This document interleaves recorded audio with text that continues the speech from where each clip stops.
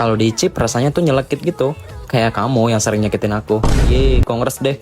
Kalau lo tanya gue, ini tuh makanan apa sih bro? Jorok banget gitu.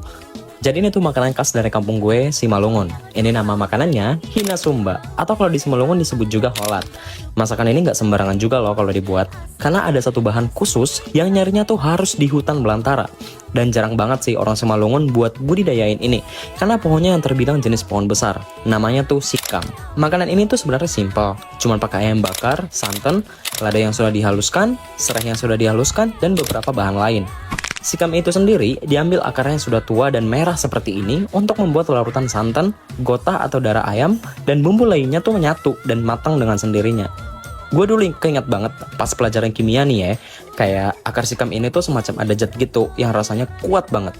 Kalau diicip rasanya tuh nyelekit gitu, kayak kamu yang sering nyakitin aku. Ye, kongres deh.